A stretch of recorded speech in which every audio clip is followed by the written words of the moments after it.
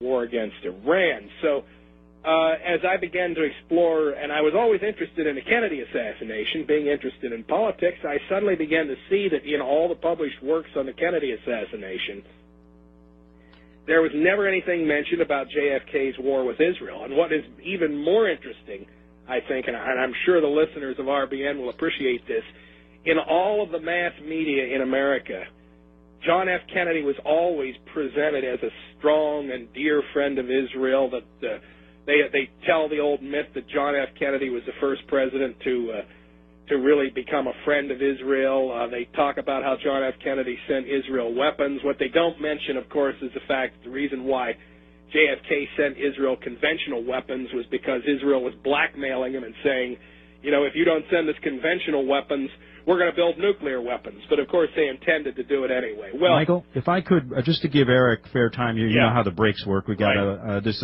about gives it even time. Then after the other break, we got about 4 minutes. So you'll each get 2 more minutes after that to explain yourself and how you got involved in looking at the truth. So I'm going to turn this over to my next guest, Eric John Phelps, author of Vatican's Assassins. And I think, like I said with Michael, I think our listeners would like to know, Eric, how you first got involved in seeking the truth and finding the real enemies within.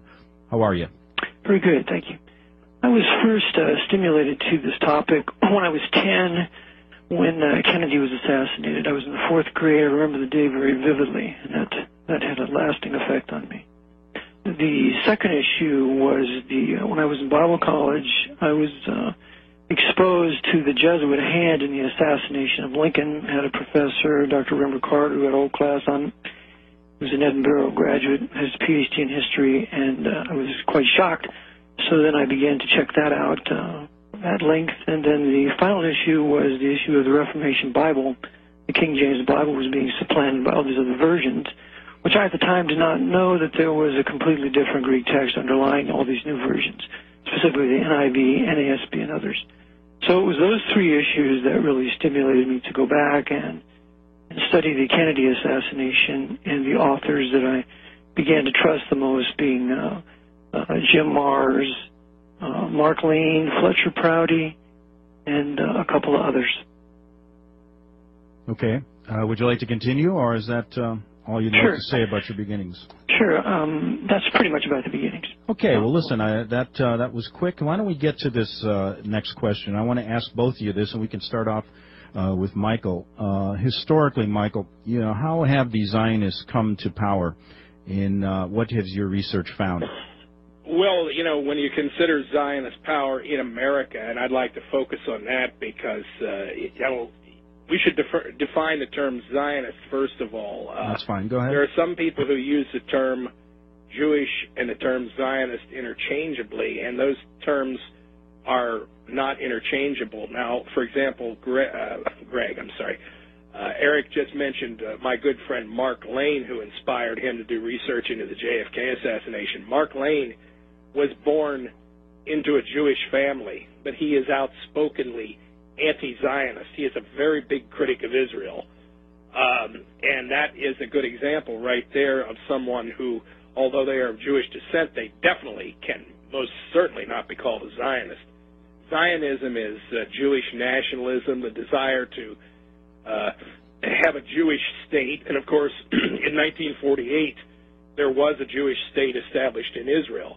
Now, if you look at Jewish power in America prior to the establishment of the Zionist state of Israel, you'll find that it was, in fact, quite substantial, beginning roughly in the 1850s and 1860s. But by the 1880s and 1890s, it was quite substantial. So discussion of Jewish power is something that's entirely different from Zionist power. I would say, though, that the fulfillment of absolute Zionist control, or at least the move towards fulfillment of control, came on November 22nd, 1963, when the last American president to stand up to the Zionist lobby in Washington, John F. Kennedy, was killed.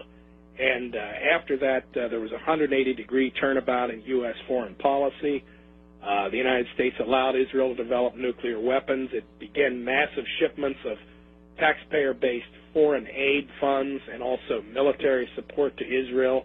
And in subsequent years, the Zionist lobby in Washington continued to increase its power. I think what's most telling about Zionist power in America is that you cannot discuss it. You are not allowed to openly discuss it, else your heads will be cut off. But it's very interesting. Just a couple years ago, in the Washington Post, which is a powerful newspaper, which, needless to say, is part of the American establishment, really the international establishment, they actually had a headline story on one of the inner pages saying that that many people were concerned that there were too many Catholics on the Supreme Court.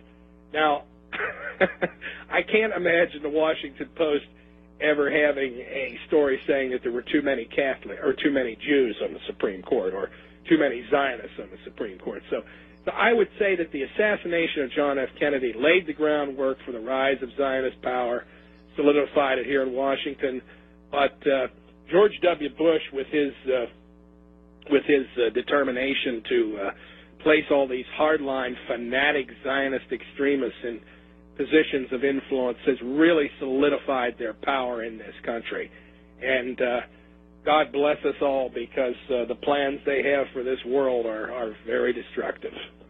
Okay, the break's coming on here, and I want to just mention, if you guys, while you're talking, I'm going to let Eric speak for after the next break, and I'm going to ask him the same question. But in the second half hour, when I ask the question, if you guys want to ask a question while the person's talking, please, ask me, and then we'll do that without interrupting to make it a little bit more stimulating. We're going to be back in 3 minutes on the Investigative Journal.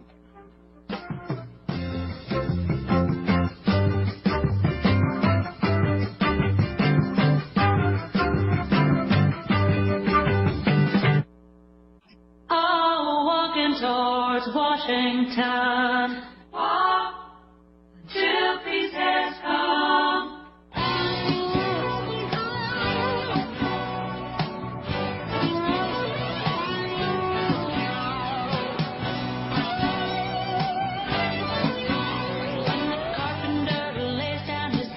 Okay, we are back. The great debate here on the Investigative Journal, and America deserves answers. Who are the real enemies? Author Michael Collins Piper believes it's the Zionists. He explained what the term Zionism means and how they came to power briefly. And now we're going to ask that same question to author Eric Phelps. He wrote Vatican Assassins. He believes it's the Jesuits. Eric, how did they come to power?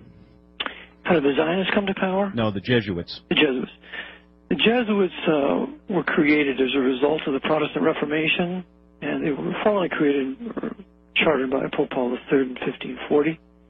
And their purpose was to destroy the Protestant Reformation and bring all the nations back that had separated from the temporal power of the Pope to the Pope's spiritual and temporal power.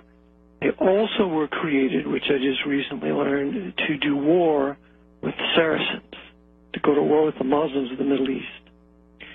So they were created for this purpose, and as they had their constitutions that were written, they had their secret instructions, they set out to regain the world for the Pope. What the Pope did not know is that the Jesuit order is an order completely within and of itself, and that it has its own agenda. And for 2 centuries, they began to amalgamate all their power into their hands. They were behind assassinations, regicides, usury. They were ultimately suppressed from France, Portugal, Spain, and all their holdings in South America. They were sent back to Civitavecchia, and they were ultimately suppressed with the papal bull Dominic Acredemptor Noster in 1773 by Pope Clement XIV. As a result of that, the Jesuits launched and waged the French Revolution. They punished all the monarchs of Europe that had suppressed them, including the Knights of Malta, drove them from their islands, confiscated all their treasures and weapons to conduct a crusade into Egypt to kill the Mamelukes that were protecting the Egyptian caliph there. In 1814, the Jesuits were revived after Napoleon deliberately betrayed his army, sacrificed it at Waterloo. And then from there on, the Jesuits have sought complete and total control over the papacy, which really culminated in 1870 with Vatican I and the doctrine of papal infallibility. By centralizing all power in the Pope, they could then control the entire Roman Catholic hierarchy and institution through that one man of theirs. And